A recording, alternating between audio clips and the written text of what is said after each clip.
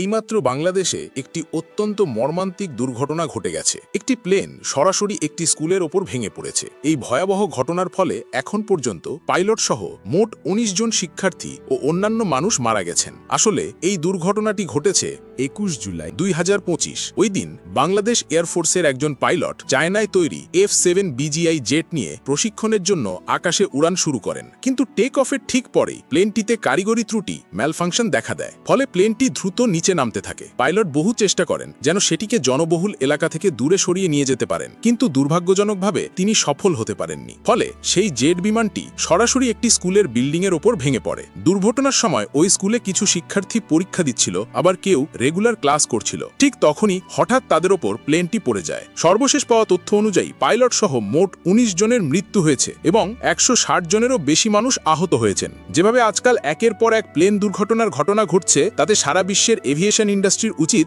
নিজেদের বিমানগুলো আরও ভালোভাবে পরীক্ষা করা, যেন ভবিষ্যতে এ ধরনের মর্মান্তিক দুর্ঘটনা এড়ানো যায়।